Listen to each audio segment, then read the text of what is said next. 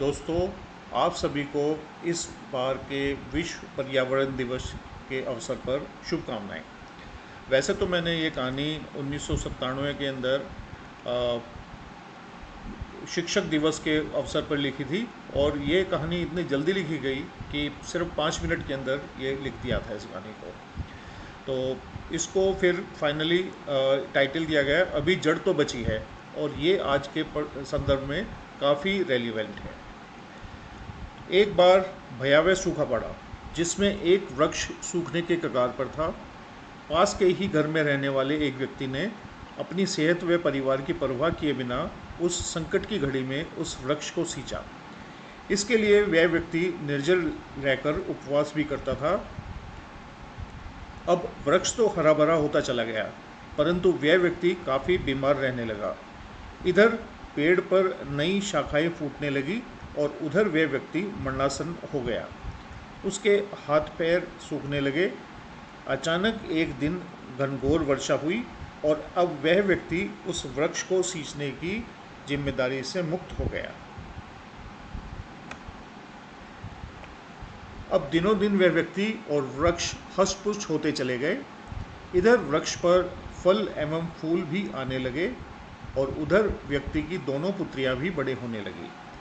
वृक्ष की डालियों में से विशेष सुगंध आती थी। इसकी सूखी लकड़ियों में से तो और भी अधिक सुगंध आती थी, जिनका उपयोग वह व्यक्ति आकर्षक खिलौने व अन्य सामान बनाने में करता था। मंडी में जाते ही ये सुगंधित खिलौने मुंह बोले दामों पर पल भर में ही बिक जाते थे। क्षण भर में वह व्यक्ति मंडी से लौट आता था। उस व्यक्ति की पुत्रियां अनायास ही कुछ अन्न के दाने वृक्ष के पास डाल देती थी और पास में ही चिड़िया एवं गिलहरी के परिवार भी रहते थे। कुछ ने इन दानों को चुगना शुरू कर दिया और फिर उस वृक्ष पर ही घोंसले एवं घर बना लिए। प्रातः एवं सायकाल के समय में चिड़ियाओं का कोलाहल पूरे जंगल को संगीतमय बना देता था। गिलहरी चिड़ियाओं को नित्य नए सुर में गाने की शिक्षा देती और गुर सिखाती। यह क्षण वृक्ष पर किसी समारोह का समय होता था। गिलहरी एवं चिड़ियाएं पास पड़े दानों के लिए ईश्वर एवं वृक्ष को धन्यवाद अर्पित करती थी। अब अचानक सूखे की स्थिति फिर से आ गई। दूर दूर तक पानी खत्म होता चला गया। सभी बड़े बड़े वृक्ष सूखने लगे। सूखने की विपत्ति इस वृक्ष पर भी आ पड़ी, परंतु इस बार अधिक पारिवारिक जिम्मेदारी होने के कारण वह व्यक्ति जिसने इस वृक्ष को पहले सींचा था, पाला था, इस वृक्ष की अधिक परवरिश इस बार नहीं कर पाया। अब यह उत्तरदायित्व गिलहरी एवं चिड़ियाओं ने निभाने का निश्चय किया। गिलहरी एवं चिड़िया दूर दूर से अपने मुंह में पानी भरकर लाती और वृक्ष को सींचती। पूरे जंगल में पशु पक्षियों का पलायन शुरू हो गया। सभी पशु पक्षी इस जंगल को छोड़कर किसी सुरक्षित स्थान की ओर जाने लगे। उन्होंने चिड़िया एवं गिलहरी के परिवारों से भी ऐसा करने के लिए कहा, परंतु एक गर्भवती गिलहरी और एक चिड़िया जो कुछ समय में अंडे देने वाली थी ने वृक्ष को छोड़ने के प्रस्ताव को ठुकरा दिया और वृक्ष की सेवा में समर्पित होने का प्रण लिया। पूरे जंगल में सिर्फ यही वृक्ष बचा था। चिड़िया एवं गिलहरी मीलों दूर से पानी ढोकर लाती और वृक्ष को सींचती। चिड़िया उड़कर पानी का पता लगाती और गिलहरी उसको मुंह में भरकर लाती और वृक्ष को सींचकर उसको सूखने के बचाने का प्रयास करती। इसी बीच एक लकड़ी का व्यापारी अपने 2 पुत्रों के साथ उधर से गुजरा और वृक्ष की सुगंध ने व्यापारी को मोह लिया। वृक्ष के पास जाकर व्यापारी ऐसा खुश हुआ जैसे उसे रत्नों का भंडार मिल गया। और फिर सूखे में तो जो सुगंध होती है वृक्ष की, वो और भी ज़्यादा आने लगती है। फिर व्यापारी की मुलाकात उस वृक्ष को संकट की घड़ी में पालने वाली व्यक्ति से हुई। वे व्यक्ति उस व्यापारी की ही मंडी में वृक्ष की लकड़ी से बने सुगंधित खिलौने बेचता था। अब व्यापारी ने स्थिति जानकर अपने दोनों पुत्रों की शादी उस व्यक्ति की पुत्रियों से तय कर दी और बदले में उस सुगंधित वृक्ष को मांग लिया। जब उस व्यक्ति ने व्यापारी से संकट की घड़ी में वृक्ष पालने की चर्चा की तो व्यापारी ने उसे उस व्यक्ति को वृक्ष का पालनहार और संपूर्ण स्वामित्व का एहसास कराया। चिड़िया के अपने घोंसले में अंडे देने के पश्चात चूजे निकल आए और गिलहरी भी 1-2 दिन में बच्चे जनने वाली थी। दोनों ने योजना बनाई कि उनका संयुक्त परिवार इस वृक्ष के बीजों को रोपित कर फिर से उजड़े रेगिस्तान में हरियाली बनाने का उदय करेगा। दोनों ने समर्पण के प्रति कस्में खाई, जिससे अकाल के समय में भी गिलहरी एवं चिड़िया की मानसिक भूख शांत हुई। अब उस व्यक्ति के घर व्यापारी बारात एवं पेड़ काटने वालों को भी लेकर आया। इसी के साथ गिलहरी को प्रसव पीड़ा हुई। व्यापारी ने पेड़ कटवा दिया और पेड़ कटने की संवेदनाओं के मध्य गिलहरी ने 2 बच्चों को जन्म दिया। व्यापारी ने इधर पेड़ को कटवाकर गाड़ी में लदवा दिया और उधर चिड़िया के चूजे और गिलहरी के नवजात शिशु तेज चिलचिलाती धूप में दम तोड़ने की स्थिति में हो गए थे।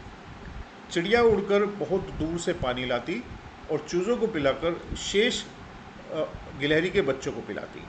फिर हवा में उड़ उड़कर गिलहरी के बच्चों के ऊपर परछाया कर तेज धूप से बचाती। धीरे धीरे शाम हो गई, फिर अचानक घटा छा गई। पूरी रात आसमान में बिजली कड़की, परंतु पहले जैसा चमत्कार नहीं हुआ। बूंद का एक कतरा भी नहीं गिरा। सुबह होते ही आसमान साफ और फिर हुआ सूर्योदय के साथ भीषण रेगिस्तानी गर्मी का उदय। इस गर्मी में चिड़िया पानी लेने गई और गिलहरी कटे हुए वृक्ष के अवशेषों को देखकर भाव विभोर हो गई। पुराने दिनों को याद कर उसकी आंखें भर आई। चिड़िया पानी लेकर आई और अब इस बार उसने पहले गिलहरी के बच्चों को और शेष अपने चूजों को पिलाया। इस संकट की घड़ी में भी चिड़िया का सेवा भाव देखकर गिलहरी और भी भावुक हो गई। अब उससे और रुका नहीं जा रहा था। गिलहरी के आंसू वृक्ष की जड़ों पर गिरने लगे और चिड़िया भी उसके पास आकर के कहने लगी, इस बार ईश्वर हमारे साथ नहीं है। परंतु गिलहरी के मुंह से अनायास ही निकल गया, ऐसा नहीं है, ईश्वर हमारे साथ है। यह देखो, इस वृक्ष की जड़ ही बची है और हम उसे ही पाल परोस सकते हैं। गिलहरी ने बच्चों को पालने का उत्तरदायित्व चिड़िया को सौंपा और वृक्ष को सीखने का स्वयं को। अब धीरे धीरे समय बीतता चला गया। बच्चे बड़े हो गई और वृक्ष फिर से फूटने लगा। धीरे धीरे नई शाखाओं का जन्म हुआ, फल फूल एवं बीज पैदा हुए। अब गिलहरी व चिड़ियाओं के संयुक्त परिवार ने और जगह भी बीजों को रोपित किया, दूर दूर से पानी लाकर सींचा, जिससे नए पौधे बन चले और रेगिस्तान में शने शने हरियाली होने लगी। और जो शिक्षा उन बच्चों ने उस संघर्ष में जीवन से प्राप्त की, आज भी सतत चल रही है। चिड़िया एवं गिलहरी आज भी पेड़ पौधों के प्रकीर्णन एवं परागण मीन्स डिस्पर्सल पॉलिनेशन आदि में कार्य कर रहे हैं, परंतु अज्ञानी मनुष्य अपने स्वार्थ के लिए वृक्षों का समूल विनाश कर रहा है। तो दोस्तों, ये कहानी कुछ इसी परिवेश में लिखी गई थी कि उस समय एक पेड़ कट गया था और उसके नीचे गिलहरी के बच्चे और चूजे जो थे वो पड़े हुए थे और उसके ऊपर ही एकदम से इतने सारे थॉट्स आए कि वो फिर मैं घर आ रहा था उस समय, और घर आने के बाद मैंने एक बहुत ब्लैक सा मार्कर पेन रखा हुआ था और तुरंत मैंने जितने भी थॉट्स आए उसके बारे में, जो भी मेरे विचार थे, जो भी मेरे इमोशन थे, जो मेरी प्रतिक्रियाएं थी, उनको मैंने लिख डाला और वो इस कहानी की फॉर्म में आया। आशा है कि आपको ये पसंद आएगी और आप अपने जो पर्यावरण को संरक्षित रखने में अपना जो उचित योगदान देते रहेंगे। धन्यवाद। आपका अपना शैलेंद्र सिंह।